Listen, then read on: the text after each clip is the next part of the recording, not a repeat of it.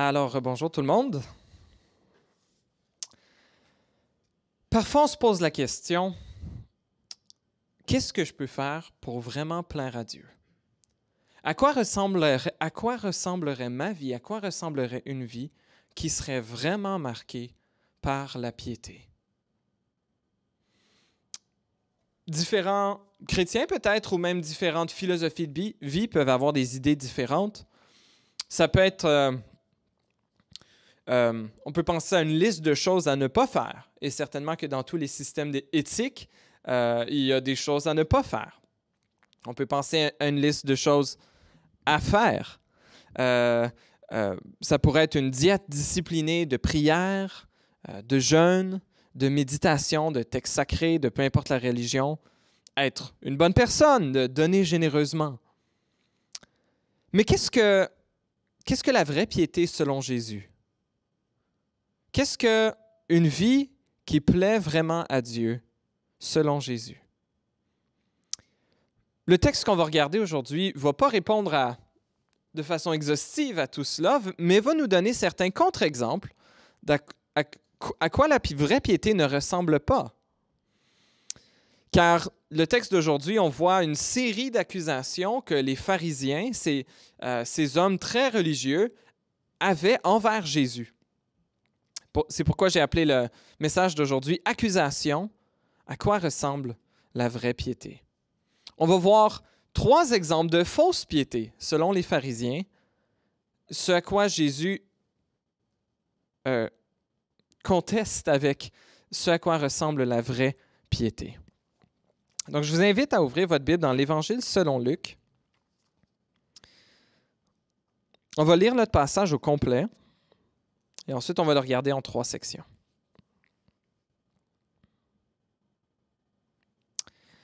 Évangile selon Luc, au chapitre 5, verset 27. Je vais lire jusqu'au chapitre 6, le verset 11. Pour mettre un tout petit peu dans le contexte, la semaine passée, comme Benjamin faisait allusion tantôt, on avait vu comment Jésus avait affirmé être capable de pardonner les péchés. Et les pharisiens n'avaient pas aimé ça. Il dit, voyons donc, qui peut pardonner les péchés sauf Dieu? Effectivement, Jésus affirmait avoir l'autorité divine et même de façon un peu subtile, être lui-même divin pour être capable de pardonner les péchés. Mais donc, Luc a organisé son matériel. On a vu comme cette première accusation la semaine passée, suivie de 4 autres qu'on va voir dans notre texte d'aujourd'hui. Luc, chapitre 5, à partir du verset 27 jusqu'au chapitre 6, verset 11. Je lis la parole de Dieu.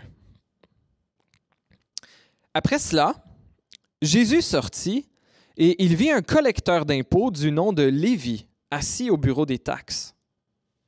Jésus lui dit, « Suis-moi. » Et laissant tout, il se leva et le suivit. Lévi lui offrit un grand festin dans sa maison et beaucoup de collecteurs d'impôts et d'autres personnes étaient à table avec eux. Les pharisiens et leurs spécialistes de la loi murmurèrent et dirent à ses disciples, « Pourquoi mangez-vous et buvez-vous avec les collecteurs d'impôts et les pécheurs? » Et là, ce n'est pas les disciples qui répondent, mais c'est Jésus. Jésus prit la parole et leur dit, « Ce ne sont pas les gens en bonne santé qui ont besoin de médecins, mais les malades.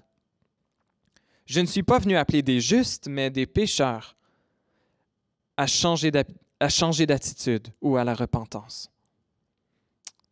Ils lui dirent, « Pourquoi les disciples de Jean, tout comme ceux des pharisiens, jeûnent-ils fréquemment et font-ils des prières, tandis que les tiens mangent et boivent? » Jésus leur répondit, « Pouvez-vous faire jeûner les invités à la noce pendant que le marié est avec eux? Les jours viendront où le marié leur sera enlevé. Alors ils jeûneront durant ces jours-là. » Il leur dit aussi une parabole.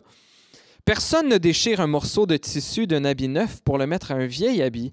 Sinon, il déchire l'habit neuf et le morceau qu'il en a pris n'est pas assorti avec le vieux. Et personne ne met du vin nouveau dans de vieilles outres. Sinon, le vin nouveau fait éclater les outres. Il coule et les outres sont perdues. Mais il faut mettre le vin nouveau dans des outres neuves, et les deux se conservent. Et aussitôt après avoir bu du vin vieux, personne ne veut du nouveau, car il dit, le vieux est meilleur. Un jour du sabbat, Jésus traversait des champs de blé. Ses disciples arrachaient des épis et les mangeaient après les avoir froissés dans leurs mains. Quelques pharisiens leur dirent, « Pourquoi faites-vous ce qui n'est pas permis de faire pendant le sabbat? » Jésus leur répondit, « N'avez-vous pas lu ce qu'a fait David lorsqu'il eut faim, lui et ses compagnons?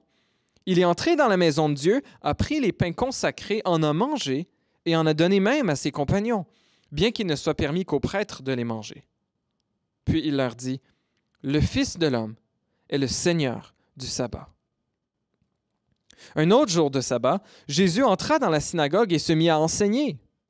Là se trouvait un homme dont la main droite était paralysée. Les spécialistes de la loi et les pharisiens observaient Jésus pour voir s'il ferait une guérison le jour du sabbat, afin d'avoir un motif pour l'accuser. Mais Jésus connaissait leurs pensées et dit à l'homme qui avait la main paralysée, « Lève-toi et tiens-toi là au milieu. » Il se leva et se tint debout. Jésus leur dit, « Je vous demande s'il est permis le jour du sabbat de faire du bien ou de faire du mal, de sauver une personne ou de la tuer. » Alors il promena son regard sur eux tous et dit à l'homme, « Tends ta main. » Il le fit et sa main fut guérie. Ils furent remplis de fureur et se consultèrent pour savoir ce qu'ils feraient de Jésus. Voici la parole de Dieu. La fausse piété selon les pharisiens, ou la piété selon les pharisiens qui est fausse selon Jésus, et la vraie piété selon Jésus. Beaucoup de petits éléments qu'on voit ici, et on va regarder, j'ai divisé le texte en 3 sections. Quelle est la fausse piété des pharisiens? Et ensuite, pour chacun de ces 3 éléments-là, et quelle est la vraie piété selon Jésus? Donc, tout d'abord, on va regarder les versets Luc 5, versets 27 à 32. La fausse piété selon les pharisiens, c'est me tenir loin des impurs.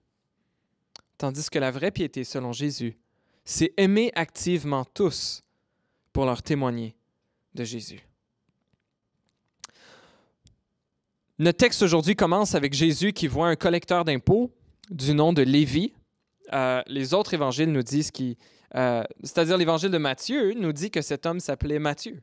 En fait, c'est celui qui va rédiger l'évangile selon Matthieu. Il était collecteur d'impôts, il était possiblement le plus riche de tous les disciples et a probablement pris des notes pendant le ministère de Jésus de sorte qu'il a pu écrire plus tard dans sa vie le récit des choses que Jésus avait dites et accomplies. Et donc, Jésus voit un collecteur d'impôts qui est assis au bureau des taxes. Alors, les collecteurs d'impôts à l'époque, ou qu'on appelle dans certaines traductions les péagers, n'étaient pas des gens qui étaient très populaires. Au contraire, ils étaient des Juifs qui étaient embauchés par les Romains pour collecter les impôts du peuple. Et la façon que ça fonctionnait, c'est que les Romains donnaient le poste pas aux plus petits soumissionnaires, mais aux plus grands soumissionnaires. La personne qui disait « Je vais vous collecter tant de taxes », le plus haut chiffre, les Romains l'embauchaient. Et cette personne-là avait la tâche de faire la sale job des Romains, de collecter les impôts de leurs propres concitoyens. Et donc, ils étaient détestés des Juifs pour 2 raisons. Tout d'abord, ils collaboraient avec les envahisseurs et faisaient la sale job pour eux de collecter les impôts. Et deuxièmement, c'était pas aussi clair que les impôts canadiens, de quelle façon ça fonctionne et que c'est censé être très juste, équitable pour tout le monde. On connaît très bien les règles. En fait, les règles n'étaient pas claires et le montant qui était imposé n'était pas clair, de sorte que les collecteurs d'impôts avaient la somme qu'eux devaient ramasser et pouvaient rajouter ce qu'ils voulaient par-dessus. Donc, si quelqu'un devait 3 deniers pour entrer dans une ville avec ses marchandises, par exemple, une genre de taxe douanière, ils pouvaient très bien... donc, ils avaient promis aux Romains que pour l'équivalent de ça, ça coûterait 3 deniers, mais eux pouvaient en charger 5 et s'en mettre presque la moitié dans les poches. Et ils chargeaient des sommes exorbitantes et ils étaient donc détestés par les Juifs, autant à cause de leur rôle de collaborateurs que de gens qui faisaient de l'extorsion, qui s'en mettaient plein les poches au dos de leurs concitoyens, comme des abjects égoïstes. Et c'est pas pour rien que les Juifs, les pharisiens, voient Jésus ensuite dans cette grande fête chez Matthieu, Lévi, qui invite tous ses amis collecteurs d'impôts pour qu'ils puissent rencontrer Jésus. Ainsi que d'autres pécheurs. Alors les pharisiens les accusent que c'est des pécheurs au verset 30, possiblement des prostituées, d'autres gens qui étaient réputés être de mauvaise vie et des gens qui étaient vraiment trop impurs pour que les pharisiens s'associent avec eux. Les repas étaient un moment de communion important de la vie sociale et religieuse. Et prendre un repas avec quelqu'un, c'était un signe de proche association. C'est un peu comme aujourd'hui, on prend pas, souvent on ne va pas nécessairement prendre un repas. Si on va manger au restaurant, par exemple, on ne va pas s'asseoir à table avec un inconnu, on va manger avec des amis, avec de la famille, avec des gens avec qui on va manger. Puis surtout en période de COVID, les gens avec qui on va enlever nos masques, peut-être moins maintenant, ou pour certains, mais c'est des gens qu'on sent qui sont assez purs pour qu'on puisse être dans leur présence et s'exposer peut-être à... on ne souhaite pas leur maladie. Mais Jésus s'assoit avec ces gens, avec des collecteurs d'impôts, avec les prostituées, qui étaient un peu les deux catégories de personnes impures classiques que les pharisiens aimaient pointer du doigt.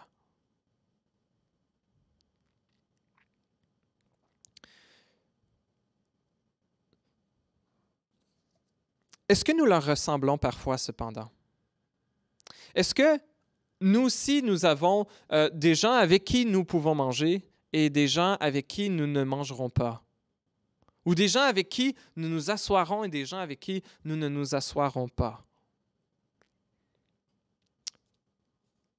Si on pense les 2 dernières années, c'est un peu différent, mais si on pense aux années avant ça, avec qui vous asseyez-vous pour manger?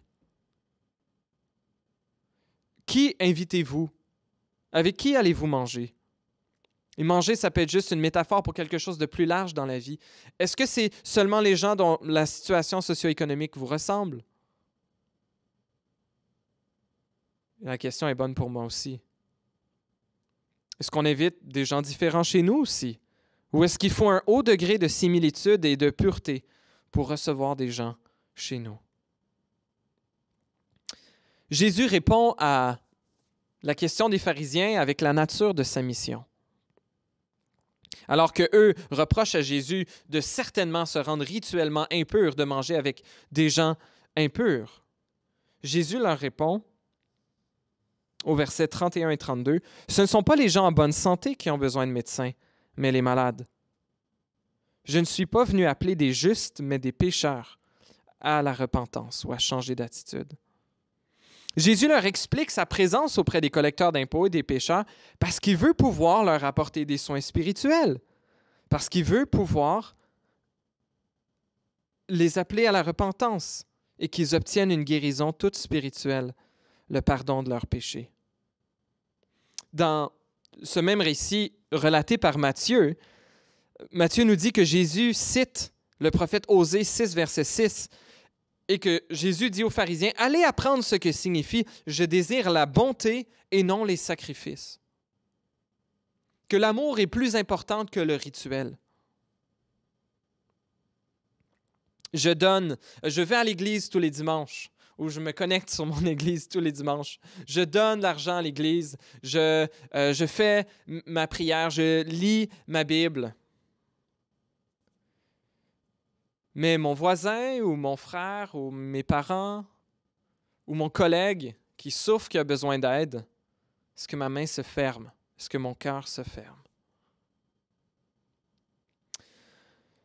Il y a 2 écueils possibles un peu. Alors qu'on considère, est-ce que comme les pharisiens, on va avoir cette attitude de me tenir loin des gens impurs?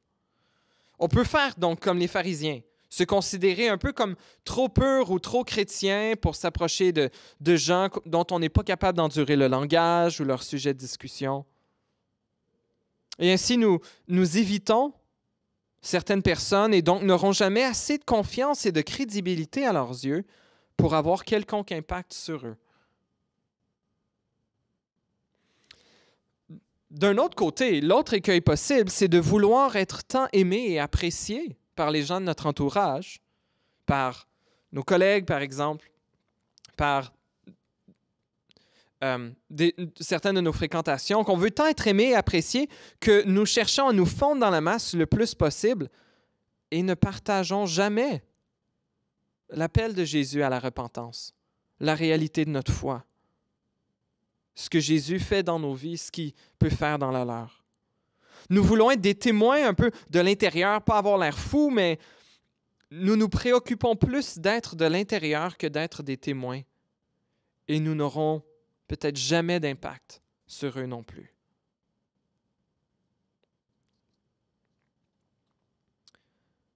Est-ce que nous sommes comme les pharisiens, nous tenant trop loin des gens qui sont, si on est un peu honnête avec nous-mêmes, impurs à nos yeux? Ou est-ce qu'on veut tant aimer et apprécier, on se dit peut-être dans l'espoir de pouvoir apporter l'Évangile, mais en fin de compte, c'est un peu plus notre désir d'être aimé et apprécié, plus que notre désir de vouloir servir le Seigneur. Est-ce que comme Église, nous sommes une Église simplement pour les gens qui sont déjà arrivés, qui sont déjà assez mûrs dans leur foi chrétienne? Ou est-ce qu'il y a la place pour ceux qui sont en recherche, pour ceux qui sont en cheminement, pour ceux qui ne savent pas ce qu'ils croient de Jésus? Ou peut-être même qui sont pas d'accord avec certaines affirmations de la Bible. Est-ce qu'il y a de la place parmi nous pour des gens à différents endroits sur leur cheminement spirituel? Je me pose la question, pour qui est-ce que les anges vont se réjouir davantage si des gens se joignent à une église locale? Ce ne sera pas pour les chrétiens qui changent d'église parce qu'ils déménagent pour toutes sortes de raisons, mais ça va être pour ceux qui viennent à la foi, ceux qui étaient loin et que le bon berger est allé chercher pour les ramener.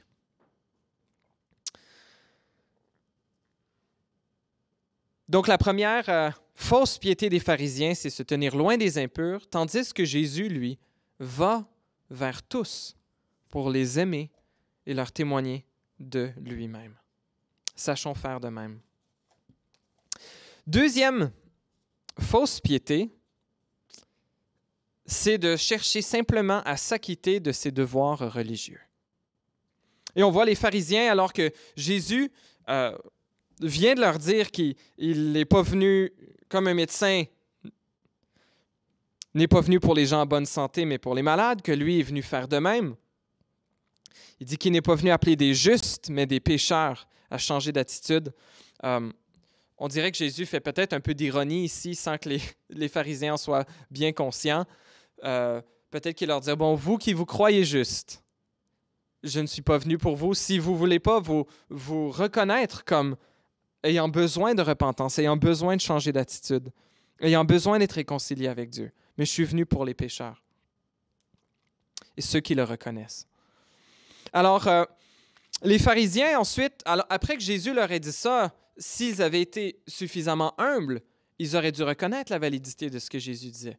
Effectivement, comment est-ce qu'on peut aspirer à ce que ceux qu'on considère les grands pécheurs, les pharisiens, à ceux que les pharisiens considéraient les grands pécheurs, comment pouvaient-ils espérer qu'ils puissent grandir dans l'obéissance aux commandements s'ils les tenaient toujours à distance et à bout de bras? Au lieu de se remettre en question dans leurs attitudes, ils ne donnent absolument aucune réponse à ce que Jésus vient de leur dire, ce qui aurait pourtant dû les appeler à les remettre en question. Au contraire, ils font juste, leur première accusation étant répondue, ils semblent ne même pas écouter la réponse et lancent tout de suite leur deuxième accusation avec cette question au verset 33, où ils parlent de l'importance de s'acquitter de leurs devoirs religieux par le jeûne et la prière. Il dit, pourquoi les disciples de Jean, donc de Jean-Baptiste, tout comme ceux des pharisiens et les nôtres, jeûnent-ils fréquemment, font-ils des prières, tandis que les tiens, tes disciples, mangent et boivent? Les pharisiens jeûnaient, je recule un petit peu, dans la loi de Moïse, il y avait un seul jour qui était un jour prescrit où tous les Israélites devaient jeûner. C'était le jour des expiations. Le jour, une fois par année, où le grand prêtre rentrait dans le lieu très saint du tabernacle ou du temple pour offrir un sacrifice pour le pardon de tous les péchés du peuple. Et c'est une fois par année, un jour par année, que là, c'était un jeûne prescrit pour toute la nation. Il n'y avait rien qui empêchait les gens de pouvoir jeûner à d'autres moments donnés aussi. Et les pharisiens prenaient sur eux le devoir de jeûner 2 fois par semaine. Donc, les textes juifs nous disent qu'ils jeûnaient le lundi et le jeudi. Et peut-être qu'ils s'associent aux disciples de Jean, disent « Hey, nous, on jeûne souvent, nous, on prie beaucoup, nous, on est vraiment des gens spirituels. Comment ça, toi, tes disciples, ils font pas ça? » C'est pas que Jésus était contre le jeûne. Jésus lui-même a jeûné dans le désert pendant 40 jours, comme on l'a vu. Il a enseigné à ses disciples comment faire pour jeûner dans le Sermon sur la montagne, c'est-à-dire secrètement. C'est vrai qu'il n'a pas fait, par contre, du jeûne une pratique habituelle, et sa façon de vivre était très différente de celle de Jean. Jean, par exemple, qui ne buvait pas de vin à cause de son naziréat depuis le ventre de sa mère qu'il avait été consacré. On voit dans Luc 1,15 à ne jamais boire de vin. Jésus répond en utilisant une métaphore de mariage. Il leur répond au verset 34, Luc 5, 34, « Pouvez-vous faire jeûner les invités à la noce pendant que le marié est avec eux? » Le marié, c'est lui. Les noces, c'est l'avènement du royaume de Dieu. Ce qu'il est en train d'amener avec ses disciples, et ses disciples sont les invités. Alors qu'il est avec eux, ils ne peuvent pas jeûner, c'est un jour de réjouissance. Il dit au verset 35, « Les jours viendront où le marié leur sera enlevé. » Une allusion à sa mort, à sa crucifixion, et peut-être à son ascension. Il dit, « Alors ils jeûneront durant ces jours-là. » Et là, ensuite, il leur raconte 2 mini-paraboles. Il leur donne l'exemple, et c'est des exemples qui sont vraiment d'une autre époque parce qu'on ne fait pas la couture comme ça, puis je n'ai pas d'expertise en sommellerie comme on fait du vin, mais on place certainement pas du vin dans des outres de peau de chèvre. Mais Jésus donne 2 exemples pour faire le contraste entre l'Ancien et le Nouveau. Entre l'Ancienne Alliance sur laquelle les pharisiens avaient rajouté tout un tas de lois supplémentaires et la Nouvelle Alliance que Jésus était venu apporter. Il dit, est-ce qu'on peut prendre Il dit, personne ne va déchirer un morceau de tissu d'un habit neuf pour le mettre à un vieil habit. Sinon, il déchire l'habit neuf et le morceau qu'il en a pris n'est pas assorti avec le vieux. Donc, je pense, selon certains commentaires, les vêtements avaient tendance à se rétrécir. Et donc, si on prenait un morceau neuf, qu'on le collait sur un ancien, bon, premièrement, ça ne serait pas assorti, comme Jésus le mentionne, mais le neuf aussi, alors que lui, éventuellement, se rétrécirait, il viendrait à tirer sur le vêtement autour puis le déchirer encore plus. Donc, si on voulait réparer un vieux vêtement, il ne fallait pas le réparer avec un vêtement neuf, il fallait le réparer avec un autre vieux vêtement. Jésus dit un peu, cette nouvelle alliance que j'apporte ne peut pas juste être rajoutée à l'ancienne alliance. C'est quelque chose de nouveau. Il donne aussi l'exemple du vin. Donc, à l'époque, les gens mettaient du jus de raisin dans des outres qui étaient faites avec des peaux de chèvre, qui étaient élastiques. Et donc, le vin, lorsqu'il fermentait, faisait dilater ou grossir l'outre, la peau de chèvre. Et elle était élastique jusqu'à un certain point. Je pense avec les gaz, la fermentation, tout ça, ça faisait étirer la peau de chèvre, mais une fois qu'une outre avait déjà été utilisée, qu'on avait déjà bu le vin, si on rajoutait pour faire du nouveau vin dans ces mêmes outres-là, ayant déjà été étirées, lors de la fermentation de ce nouveau vin, là, les outres, les sacs de peau de chèvre ne seraient pas capables de prendre un nouvel étirement et donc se rompraient et le vin serait gaspillé. Jésus est en train de mentionner que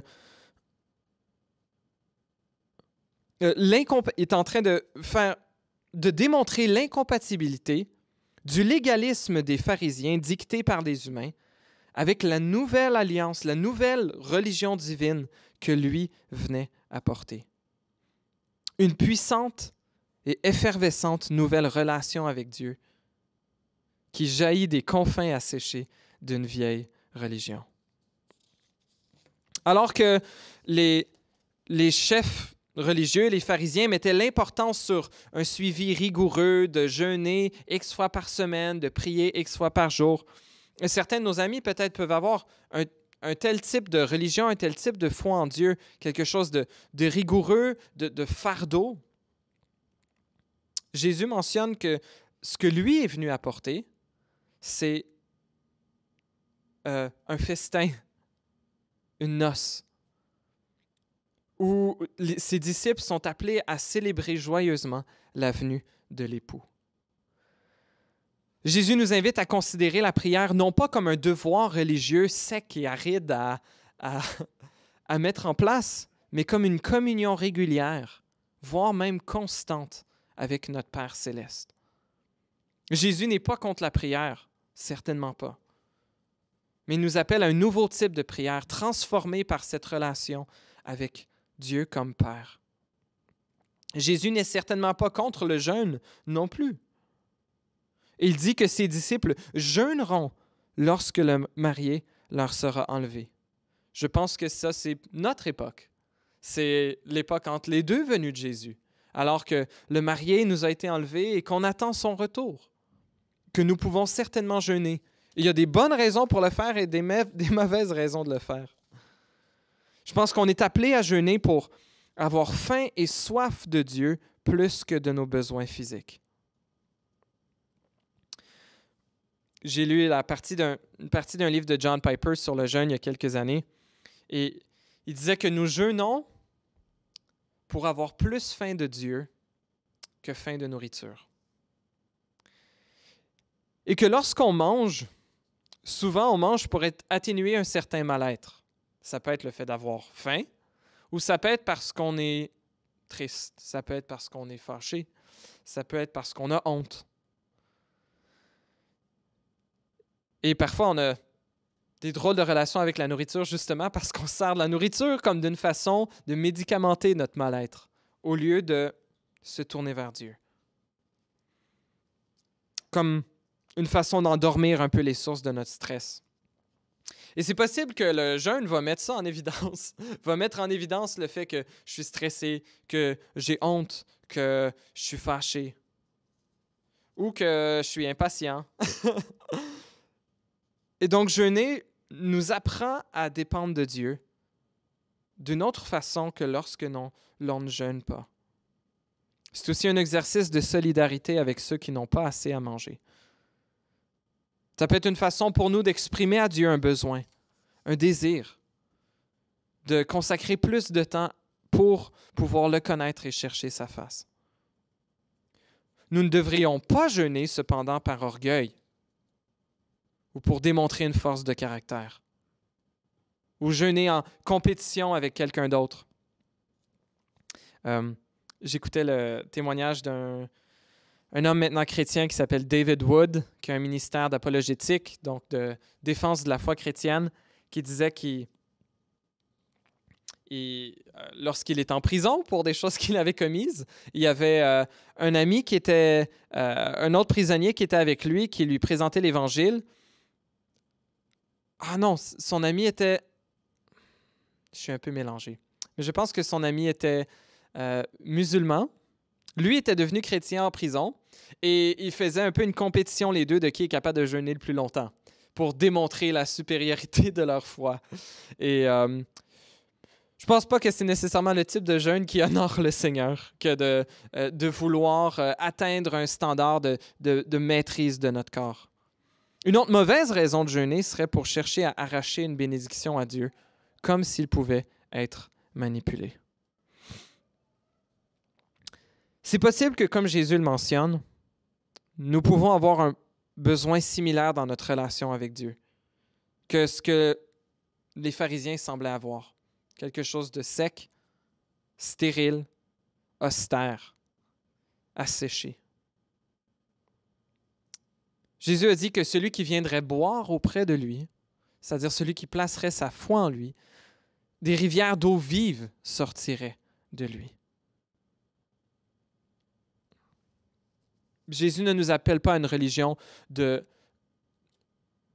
où il va placer des fardeaux sur nos épaules, mais où il veut nous libérer de nos péchés, nous libérer de nos mauvaises tendances et nous donner la liberté en lui. Troisième élément de fausse piété, on a vu la question avec qui on s'associe. Deuxièmement, de devoir s'acquitter de devoirs religieux. Troisième manifestation de fausse piété, c'est de bien observer ma liste d'interdictions. Pas le droit de faire ci, pas le droit de faire ça, pas le droit d'accomplir ceci, pas le droit de dire tel mot, de dire telle expression, etc. La piété à laquelle Jésus nous appelle est bien différente de cela. Mais une des interdictions qui était très importante pour les pharisiens, c'était de ne pas travailler le jour du sabbat. Le respect du sabbat, donc, était une des trois pratiques les plus importantes du judaïsme. Il y avait la circoncision, les règles alimentaires, donc ne pas manger de porc, entre autres, manger la viande cachère, et le respect du sabbat, qui était le dernier jour de la semaine, le samedi. Et le respect du sabbat était un des 10 commandements que Dieu avait donnés à Moïse, aux Israélites à l'époque de Moïse. Je ne l'avais pas noté ici, mais j'aimerais pouvoir le lire dans Exode 12. Non, pas Exode 12. Exode 20. Verset 8, où Jésus dit... un peu Jésus. L'Éternel dit à Moïse et au peuple d'Israël, non, il leur parle du haut du feu, de la montagne, il parle fort, tout le monde entend. « Souviens-toi de faire du jour du repos, du jour du sabbat, un jour saint. Pendant 6 jours, tu travailleras et tu feras tout ce que tu dois faire. Mais le 7e jour est le jour du repos de l'Éternel, ton Dieu.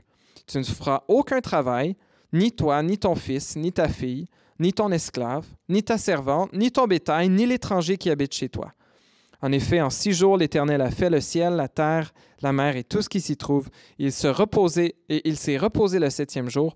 Voilà pourquoi l'Éternel a béni le jour du repos et en a fait un jour saint. » Et souvent, à travers les prophètes de l'Ancien Testament, le non-respect du sabbat était une accusation régulière que les prophètes faisaient envers les Israélites. Le sabbat était un des signes de leur alliance avec Dieu. Comme la circoncision, les règles alimentaires, leur respect du sabbat aussi était une façon qu'ils déclaraient qu'ils étaient différents des peuples autour. Eux ne travaillaient pas le samedi, le jour du repos. C'était une façon de faire confiance à Dieu, qu'il allait prendre soin d'eux, même si 1 jour sur 7, ils ne travaillaient pas. Et la semaine de 7 jours n'est pas quelque chose qu'on voit nulle part ailleurs dans les peuples de l'Antiquité. C'est quelque chose qui était... que les Juifs ont initié. Et donc, Dieu avait dit à son peuple de ne faire aucun travail le jour du sabbat. Un peu la difficulté, c'est que ce n'est pas très clair. Qu'est-ce que ça veut dire ne faire aucun travail? Est-ce que ça veut dire ne pas allaiter son bébé, par exemple? Bon, non. Le bébé a besoin d'être allaité. Est-ce que ça veut dire... de ne pas aller pomper de l'eau. Et peut-être qu'ici, il disait effectivement, oui, on ne peut pas pomper de l'eau. Il faut l'avoir pompé assez pour ne pas aller pomper de l'eau le jour du repos. C'est un jour de repos, d'adoration envers Dieu. Et ce qui s'est passé, c'est que dans la période entre les 2 testaments, ce qu'on appelle la tradition des ancêtres a dressé ce que j'ai expliqué à quelques reprises déjà, une genre de clôture ou une haie autour de la loi, de façon à éviter toute transgression, même involontaire ou accidentelle de la loi. Et cette tradition-là a été écrite environ 200 ans après Jésus dans ce qu'on appelle la Mishnah, qui sont des textes juifs. Et Dans la tradition, dans la Mishnah, il y a 39 catégories d'activités qui étaient interdites le jour du sabbat. Donc, imaginez de devoir, les pharisiens aimaient bien un peu multiplier les règlements, les interdictions, de tracer la ligne exactement elle est où. Ça, tu as le droit de faire, ça, tu n'as pas le droit. Et tout était minutieusement détaillé, au point que, comme Jésus va reprocher aux pharisiens, ils portaient plus d'attention à observer leur liste d'interdictions qu'à l'amour et l'amour de leur prochain et prendre soin les uns des autres. Et cette tradition était devenue plus importante que la loi elle-même.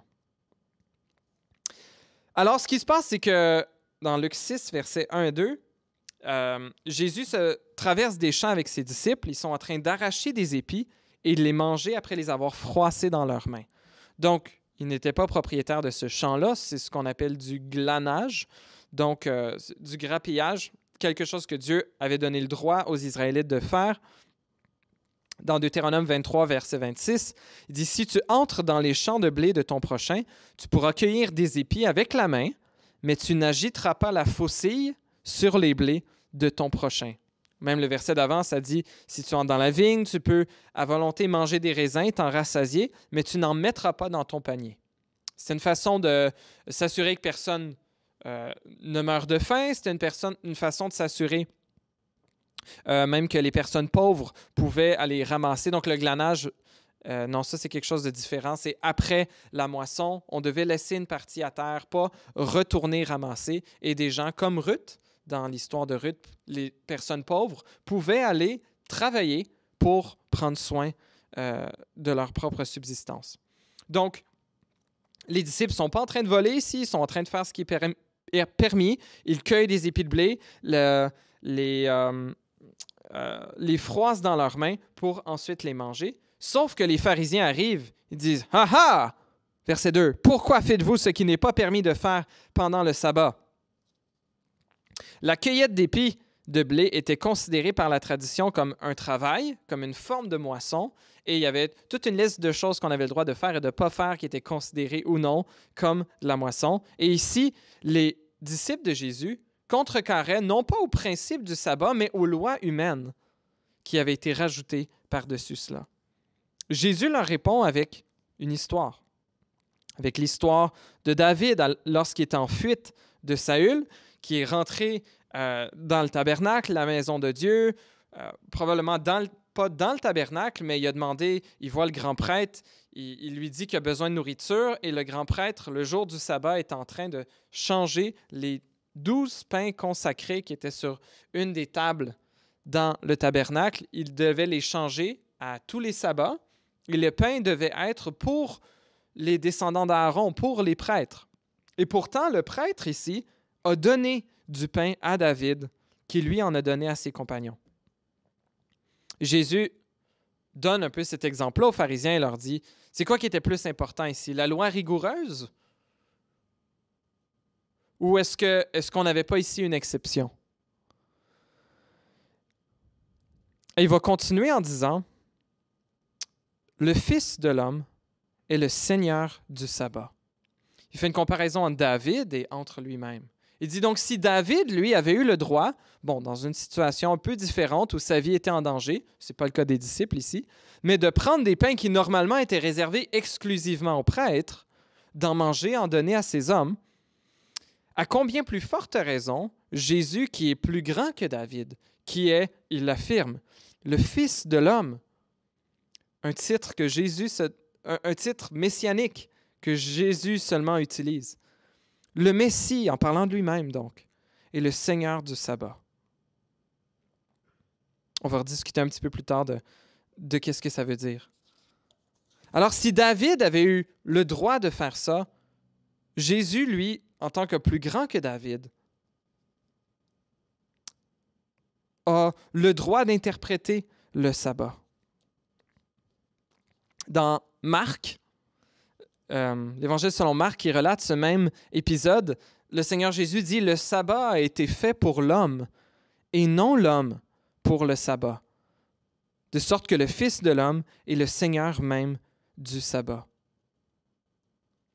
Et Jésus, donc, en tant que figure messianique, a donc d'autant plus le pouvoir sur celui-ci. Et puisque le sabbat était le jour de l'Éternel, cette affirmation de Jésus cachait peut-être même une déclaration d'égalité avec Dieu.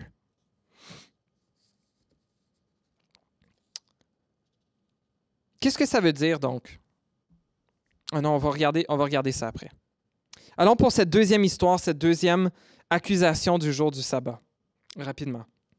Donc Jésus rentre dans la synagogue.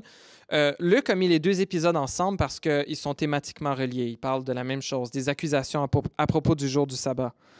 Jésus entre dans la synagogue, se met à enseigner. Il y a un homme dont la main droite était paralysée. Quelle magnifique attitude des pharisiens et des spécialistes de la loi. Verset 7. Ils observaient Jésus pour voir s'il ferait une guérison le jour du sabbat, afin d'avoir un motif pour l'accuser. Parle d'avoir des motifs à l'envers. Au lieu de souhaiter que Jésus puisse prendre soin de cet homme, puisse finalement le guérir d'une maladie qu'il avait depuis je ne sais pas combien de temps, ce qui les intéresse le plus, c'est est-ce que Jésus va faire quelque chose qui va nous donner l'occasion de l'accuser. Jésus connaissait leurs pensées, nous dit le texte, et fait lever l'homme, qu'il étende sa main bien au milieu, que tout le monde le voit. Et Jésus demande la question à tous et personne ne lui répondra. Il dit, je vous demande s'il est permis le jour du sabbat de faire du bien ou de faire du mal, de sauver une personne ou de la tuer. Est-ce que c'est permis de faire du bien le jour du sabbat? Jésus le demande. Alors les pharisiens ici auraient dit ils n'avaient pas le droit de faire de guérison, qui était quelque chose d'apparenté avec la médecine, avec les soins, et les règlements des pharisiens étaient clairs. La majorité d'entre eux, ou même c'était une question de discussion ici, ils étaient tous d'accord que lorsque c'était pour sauver la vie de quelqu'un, on pouvait donner des soins. Donc si la personne était pour mourir, si on n'en prenait pas soin, alors là, on pouvait la soigner. Mais si quelqu'un... et là, ensuite, il y avait débat. Certains disaient qu'on ne pouvait donner aucun autre soin si la personne n'était pas en train de mourir. Certains disaient que oui, on pouvait donner des médicaments, sauf il ne fallait pas qu'ils aient été préparés ce jour-là. Il fallait qu'ils aient été préparés la veille ou dans la semaine avant pour qu'on n'ait pas à travailler, à faire des médicaments le jour du sabbat.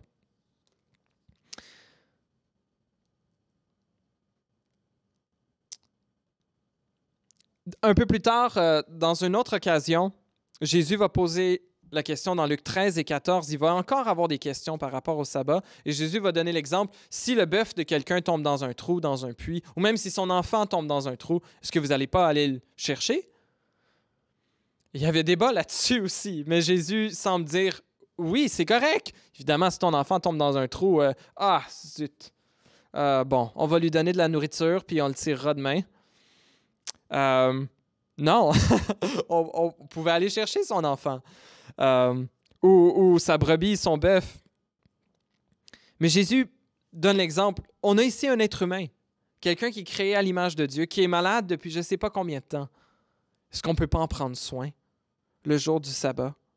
Et il dit, est-ce qu'il est permis de faire du bien ou de faire du mal, de sauver une personne ou de la tuer?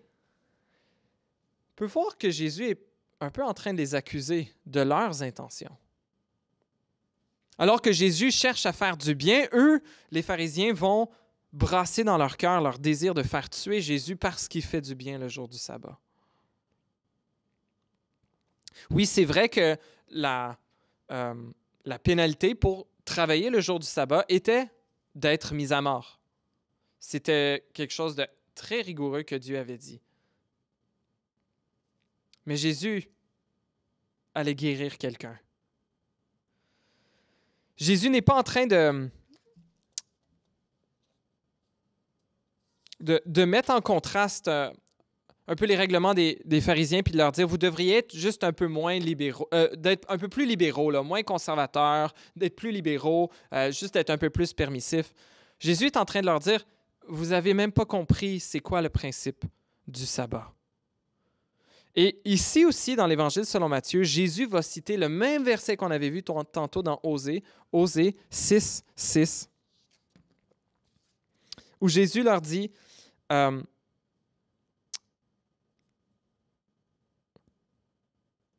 N'est-ce pas plus important?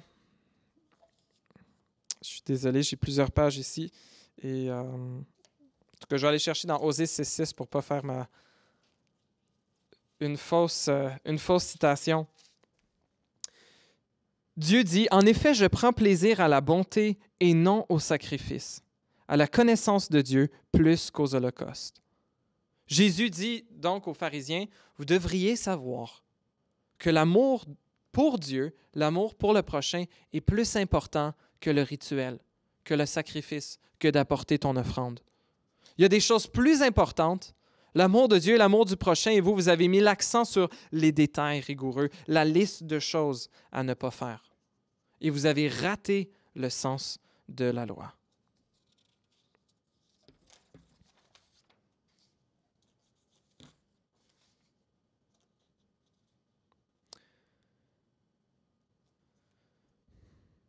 Ce qui nous amène à la vraie piété selon Jésus, c'est l'importance de l'amour avant le rituel. Comment devons-nous donc pratiquer le sabbat encore aujourd'hui? Certains interprètes vont regarder ce texte et le fait que Jésus dit qu'il est le Seigneur du sabbat en disant que Jésus est en train ici d'abolir le sabbat, qu'on n'avait plus besoin, que les Juifs n'avaient plus besoin de pratiquer le sabbat. Je ne pense pas que c'est ça que Jésus est en train de faire ici. Jésus, en tant que Juif, a pleinement observé la loi de l'Ancienne Alliance. Mais il est en train de mentionner qu'il est plus grand que David, qu'il a l'autorité d'interpréter la loi du sabbat, un peu qu'il est le Créateur qui pourrait la révoquer s'il voulait. Mais je pense que Jésus est en train de nous dévoiler quelque chose à propos de lui-même. Le sabbat était le jour du repos. Et je pense que Jésus est peut-être ici en train de nous suggérer qu'il est celui qui apporte le repos, un repos plus grand que ce qu'on peut trouver dans un jour. Comme il le dit dans Matthieu 11, verset 28, « Venez à moi, vous tous qui êtes fatigués et courbés sous un fardeau, et je vous donnerai du repos. Acceptez mes exigences et laissez-vous instruire par moi, car je suis doux et humble de cœur, et vous trouverez le repos pour votre âme. » La mission que Jésus est venu accomplir et qu'il est venu offrir le repos à nos âmes et la fin de nos efforts pour chercher à mériter le pardon de Dieu. Par sa mort sur la croix et sa résurrection, Jésus ouvre la porte, le seul accès que nous pouvons avoir auprès de Dieu. Nous pouvons cesser de dépendre de nos propres efforts et nous reposer dans le repos que Jésus-Christ a acquis pour nous par sa mort et sa résurrection.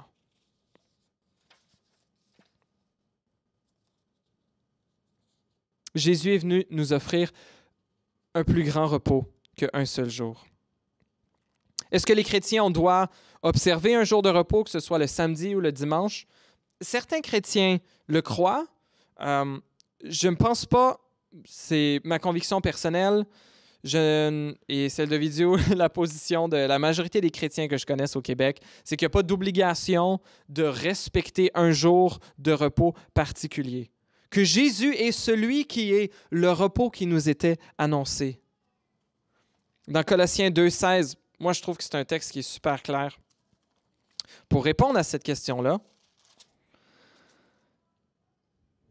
Paul dit ceci, « Que personne donc ne vous juge au sujet du manger ou du boire, ou à propos d'une fête, d'un nouveau mois ou du sabbat. Tout cela n'était que l'ombre des choses à venir, mais la réalité est en Christ. » Alors les lois alimentaires, les fêtes, les nouveaux mois, évidemment les sacrifices, le sabbat, toutes ces choses n'étaient que l'ombre des choses à venir. Jésus est la réalité. Il est la réalité dont on voyait l'ombre dans l'Ancienne Alliance, dans l'Ancien Testament, mais lui est la réalité. Il est le sacrifice, il est le grand prêtre, il est le nouveau temple et il est le repos pour nos âmes. Venons à lui. Cependant, je pense que dans notre monde un peu effréné, on gagne à réfléchir et à appliquer le principe du sabbat, c'est-à-dire le principe du repos. Avec la vitesse effrénée, un peu la stimulation constante devant nos yeux, que ce soit à la télé, à la radio, sur les réseaux sociaux, sur nos téléphones cellulaires, ce rythme effréné semble nous donner aucune paix, aucun repos. On cherche à travailler plus pour faire plus d'argent, pour plaire à plus de personnes. Et parfois, on fait ça dans l'Église aussi. On multiplie à droite ou à gauche les activités, les bonnes œuvres, et on s'épuise à chercher à faire le bien en oubliant qu'il y a une sagesse divine dans le fait de savoir se reposer en Jésus. Le repos nous apprend, nous force à reconnaître que nous ne sommes pas omnipotents, que nous ne sommes pas omniprésents, et que si on ne met pas en pratique le repos, on risque de s'épuiser, on risque le burn-out. On n'a pas la force humaine, la capacité humaine de travailler sans arrêt. Alors, c'est ma conviction que même si le quatrième commandement d'observer le sabbat, que ce soit le samedi ou le dimanche, n'est plus un commandement de Dieu, le principe demeure, l'importance du repos et certainement l'importance de se reposer de nos œuvres en Jésus-Christ. Alors donc, finalement, en conclusion, à quoi ressemblera notre christianisme? À une liste de choses à ne pas faire? À une liste de devoirs religieux à mettre en pratique? À se tenir loin des impurs? À quoi ressemblera ma vie qui honore Dieu?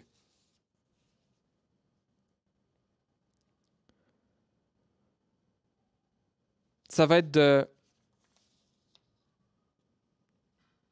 chercher à aimer tous ceux que Dieu place devant moi et chercher à leur témoigner de l'amour de Dieu. Chercher à une communion avec Dieu qui, dans le jeûne et la prière, mais qui vient d'une joie d'être fils et fille du Dieu vivant. Oui, un désir de suivre la voie de Dieu, un désir d'obéir au Seigneur Jésus à ses commandements, mais pas comme une façon de mériter son approbation, mais parce que nous sommes déjà ses enfants. Je ne demande pas à mes enfants d'écouter les règlements que je leur donne pour qu'ils deviennent mes enfants. Je leur demande d'écouter les règlements raisonnables qu'on leur donne parce qu'ils sont mes enfants. Ainsi en est-il pour nous avec Dieu. Puis je veux terminer avec un peu le premier verset, ou le deuxième de notre texte ce matin. Lorsque Jésus voit Matthieu ou Lévi assis à son bureau des taxes, qui lui dit « Suis-moi ». Certainement que Matthieu ou Lévi avaient déjà vu Jésus. Il en avait entendu parler. Au minimum, il avait entendu parler de Jésus. Et de voir Jésus venir le voir personnellement et lui dire « Toi, suis-moi ». Le texte nous dit « Et laissant tout, il se leva et le suivit ». Lévi, Matthieu, a laissé beaucoup derrière. Il a laissé un salaire et une richesse garantie, une protection gouvernementale, probablement son groupe d'amis. Et qui sait si, quand il a fait la fête, les gens, avec les collecteurs d'impôts, ses anciens collègues, les gens ne le trouvaient pas peut-être un peu ridicule d'avoir quitté un emploi si lucratif pour suivre ce nouveau rabbin juif qui avait franchement, avec qui il ne ferait certainement pas d'argent.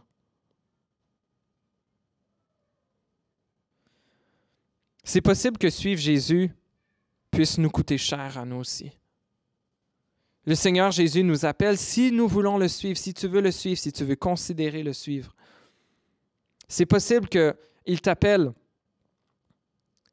à tout laisser pour le suivre. Je pense un peu à Ovidio et Liliana qui espèrent pouvoir s'en aller comme missionnaires en Roumanie, qui s'apprêtent à laisser beaucoup ici. à laisser une maison, une super belle maison qu'ils aiment, vraiment une stabilité économique, relationnelle, familiale. Puis ils se jettent un peu dans l'inconnu pour suivre le Seigneur Jésus.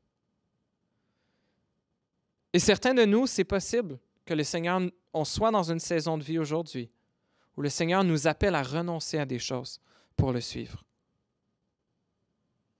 Et peu importe ce que nous coûtera de suivre le Seigneur Jésus comme Lévi, je vais nous rappeler cette fantastique promesse que Jésus nous laisse dans Luc 18, versets 28 à 30, que le prix en vaut la chandelle.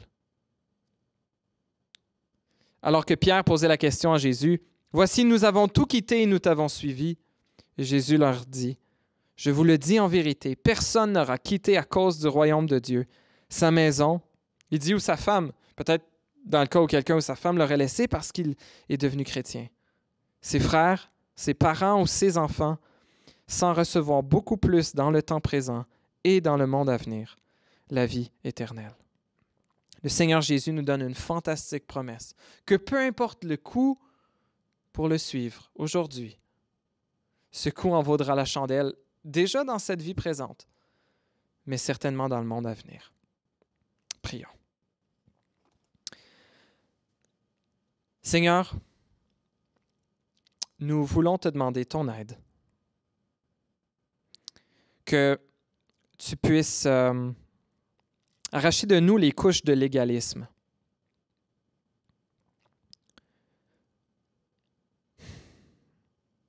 Notre dureté humaine qui s'est rajoutée à tes préceptes. Notre méfiance pour les gens qui